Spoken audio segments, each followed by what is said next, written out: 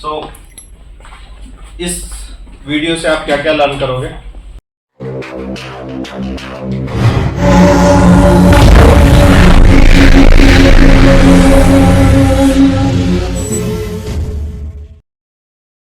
What is specific gravity और relative density? दोनों का नाम एक ही है, स्पेसिफिक ग्रेविटी या रिलेटिव डेंसिटी।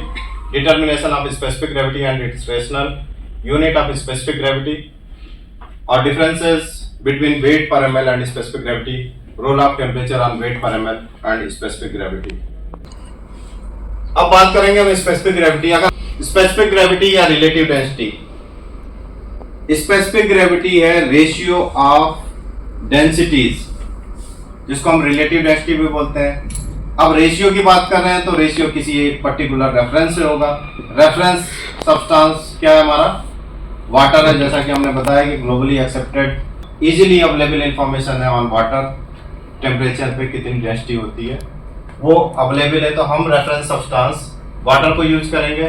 टेम्परेचर जैसा 20 डिग्री सेल्सियस अगर बात करें तो हम ईपी और बीपी में यूज करते हैं, और 25 डिग्री सेल्सियस की बात करें तो आईपी और यूएसपी की फार्माकोपिया जब हम यूज करते हैं तो 25 डिग्री सेल्सियस पे मेजरमेंट करते हैं।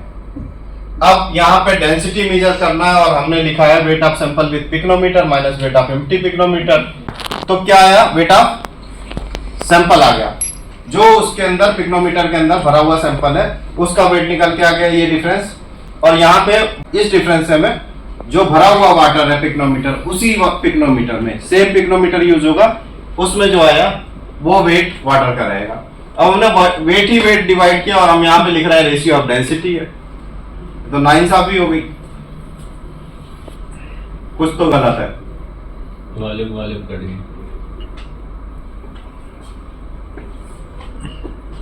Weight of sample in pycnometer divided by weight of water in same pycnometer. दोनों में वॉल्यूम से डिवाइड कर दीजिए तो डेंसिटी हो जाएगी। हाँ, सैंपल वेट हमने बोला डेंसिटी का रेशियो है, रेशियो ऑफ डेंसिटी है किसका? रिलेटिव। हम यहाँ पे रिलेटिव डेंसिटी निकाल रहे हैं या फिर स्पेसिफिक ग्रेविटी, इसी को हम बोलते हैं स्पेसिफिक ग्रेविटी।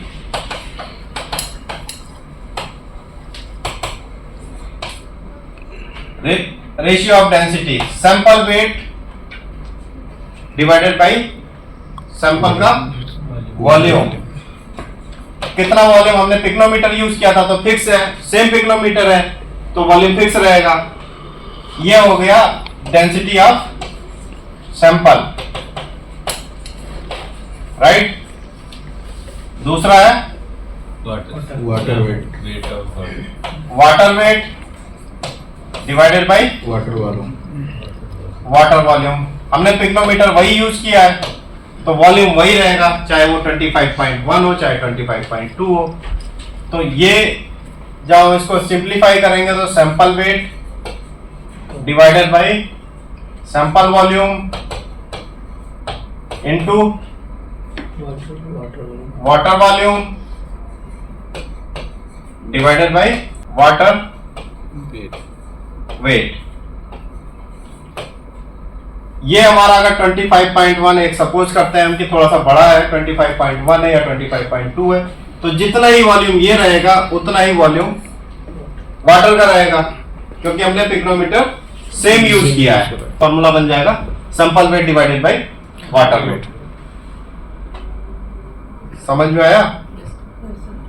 इसलिए हमने weight of sample in pycnometer लिखा था divided by weight of water in same pycnometer. Same is more important. अगर आपने दूसरा पिक्नोमीटर यूज कर लिया तो आपकी कैलकुलेशन और आपके रिजल्ट गलत रहेंगे। Role of temperature on weight पर ml and specific gravity. Temperature का क्या फर्क पड़ेगा? अगर टेम्परेचर इंक्रीज हुआ तो वेट पर ml बढ़ेगा घटेगा?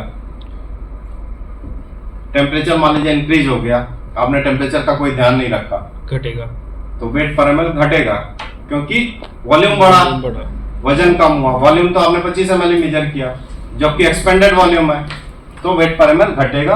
और अगर आप टेम्परेचर कम रखेंगे जैसे वॉल्यूम श्रिंक करेगा, मतलब ज्यादा मास आएगा उसमें, और फिर आपका वेट पर ml इंक्रीज होगा।